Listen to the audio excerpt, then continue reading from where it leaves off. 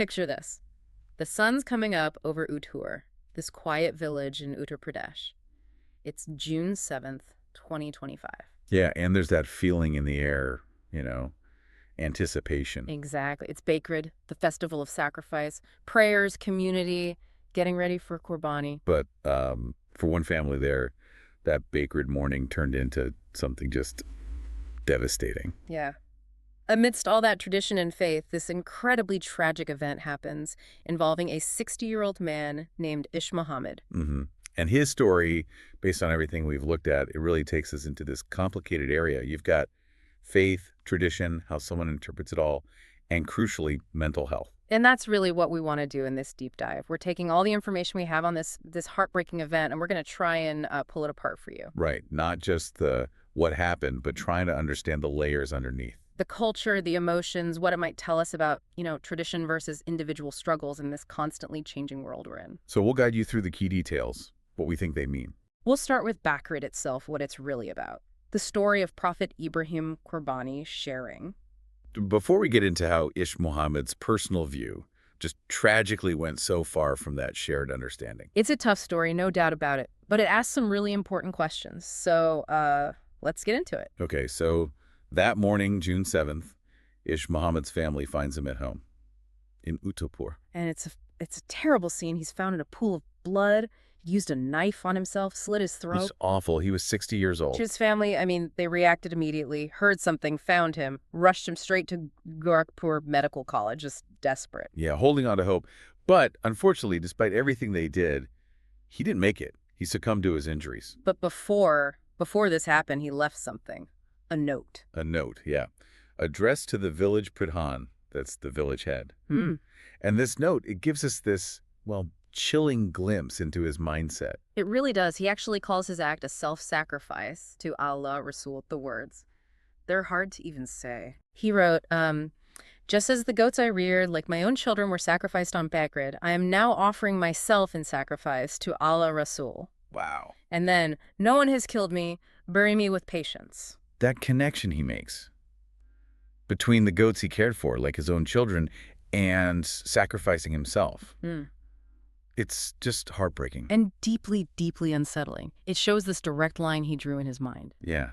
And if you're listening and thinking, hang on, that's not what Bakrid is about. You're absolutely right. So let's pause there. Before we dig deeper into his specific interpretation, let's quickly cover what Bakrid Eid al-Adha truly signifies. Okay, so Eid al-Adha, it's one of the holiest days in Islam. It's celebrated on the 10th day of Dhu al-Hijjah. Which in India that year, 2025, was June 7th, the very day this happened. And the whole festival, it commemorates Prophet Ibrahim's incredible test of faith. God commanded him to sacrifice his son, Ismail. An unimaginable test. And Ibrahim, showing total submission, was ready to do it. But then, at the very last second, God intervened. Ismail was replaced with an animal, a ram, a goat. It was an act of divine mercy, a clear sign away from human sacrifice. Right, mercy.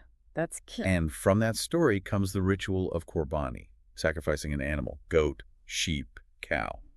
But it's not just the act. It's fundamentally about sharing. Sharing, exactly. The meat is typically divided 3 ways, right? That's the tradition.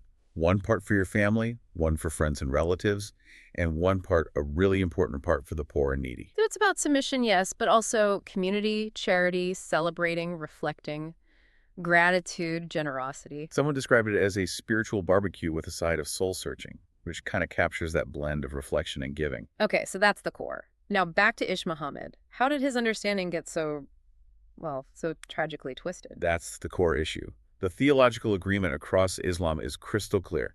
Human sacrifice is absolutely forbidden, not permitted. The whole point of the story with Ibrahim and Ismail was God showing mercy, replacing the human son with an animal. Precisely. It was a directive away from that kind of act.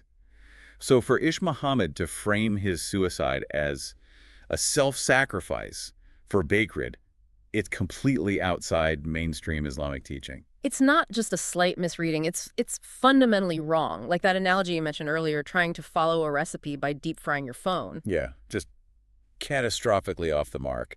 Not theologically sound, and frankly, not rational. Which makes you ask, okay, who was this man?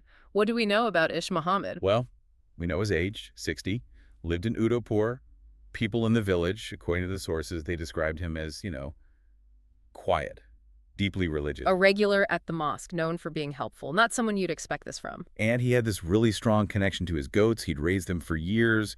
His note makes that incredibly clear, like my own children. Anyone who's raised animals, especially livestock, knows that bond can be deep. You care for them. Right.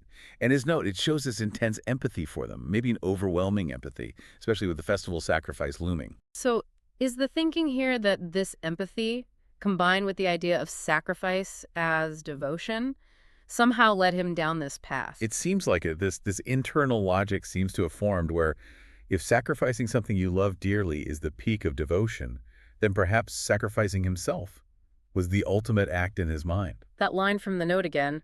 Humans raise goats like their own children and then sacrifice them. They are living beings too. I am offering myself. It gives you this painful glimpse, doesn't it? You see the empathy, the connection to the animals, but it's tangled up with this profound misunderstanding of what Qurbani actually means. He conflated the symbolic animal sacrifice, which is about giving and sharing, with self-destruction. And that takes us straight into the mental health aspect of this whole tragedy. Yeah, because taking one's own life, however someone frames it, it points to immense internal suffering, a mind in turmoil. Exactly. Even if there wasn't, a formal diagnosis like depression mentioned in the reports we saw, the level of distress seems undeniable. And we have to consider the context. Rural India, a place like Udaipur, mental health. It's often just not talked about. It's heavily stigmatized. Access to professional help, like counselors or therapists, extremely rare, almost non-existent in many rural areas. Someone compared it to finding Wi-Fi in the Sahara. Right. And seeking help, if it's even available, is often seen as weakness, shameful, something to hide. Which forces us to ask those really hard questions. Was he struggling silently? For how long? Did people around him, people who saw him every day, miss signs? How often do any of us really, truly check in with the people around us? Our neighbors, friends, family, beyond the surface level stuff? It's a sobering thought. This happened in Uttar Pradesh, UP, which has a huge Muslim population, something like 38 million people, about 19% of the state. So Bakrid is a very significant festival there, especially in districts like Deoria, where Udaipur is. Lots of community gatherings, shared observance. And UP is also a place where, old traditions meet modern life, sometimes quite abruptly. That clash can be difficult. And festivals, even though they're about unity, can sometimes inadvertently highlight or even amplify personal struggles for some people, especially when they're trying to figure out their faith in a changing world. And it's worth noting, this isn't entirely unprecedented.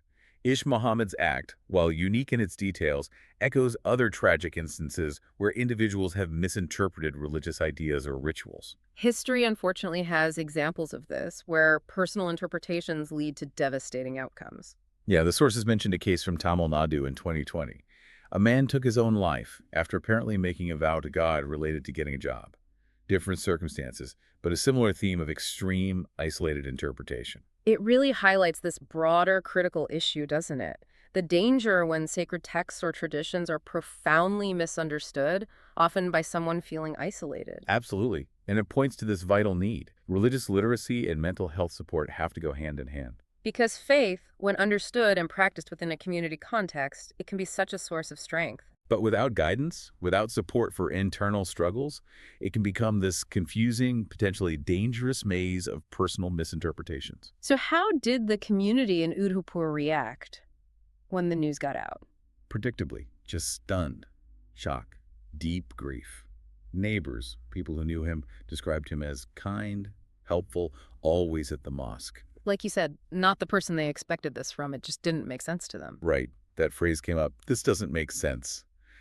And naturally, people started wondering, were there other pressures, financial stress, family issues, things not mentioned in the note? And the village pradhan, the one the note was addressed to, reportedly just too shaken to say much initially, urged the community to focus on prayer, on reflection, on supporting each other. And then, of course, social media. Oh, yeah. It blew up, as these stories do. You saw the whole spectrum, genuine shock, confusion, lots of sympathy. But also debate, and unfortunately, some pretty tactless comments, too. Things like, this is absolutely not what Bakrid is about. Heartbreaking. Right alongside comments making dark jokes about taking sacrifice too literally. Which is awful, but it does sort of accidentally point to something, doesn't it? Tragedies grab our attention, and sometimes they force conversations we'd rather avoid. Like, how do we actually support people who are clearly struggling, who might be, as one comment put it, teetering on the edge? It brings us back to that bigger picture again, the mental health system, or often the lack of one, especially in rural India. The stats we saw are pretty sobering. India has something like 0.3 psychiatrists per 100,000 people. Wow. Compare that to the US, which has around 12.4. It's a huge gap. And in rural areas like Deoria, where Udhopur is, the situation is even bleaker.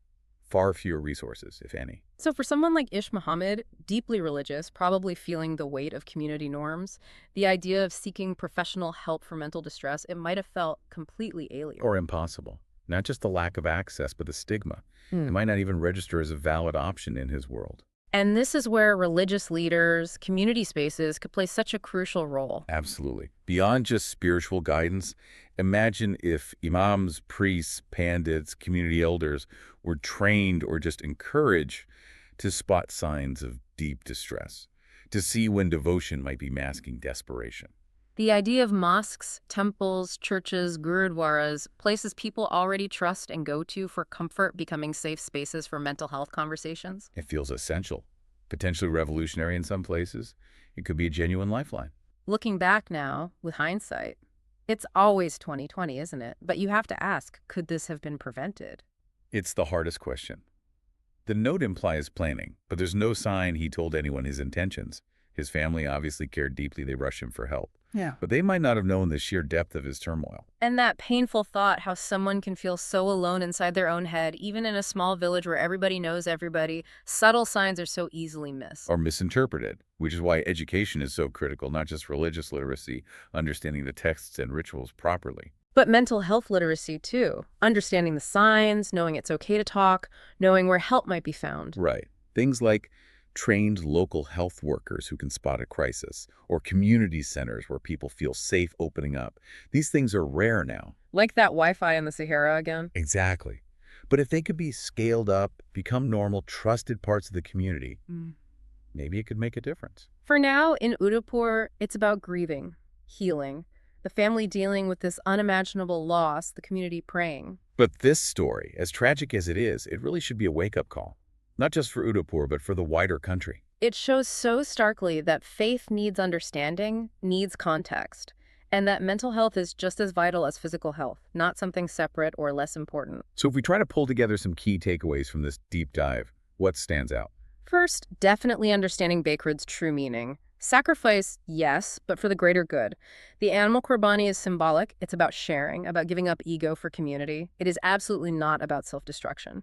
Anyone suggesting otherwise, as the sources noted, really needs a theology refresher. It's that fundamental. Second, maybe something simple but powerful. Just checking in on each other, actually asking, hey, you okay? And meaning it, being ready to listen. Normalizing that. And third, for anyone listening who might be struggling, reaching out for help is courage. It is not weakness. It's incredibly brave. Absolutely crucial message. And maybe finally, that point about not taking things too literally.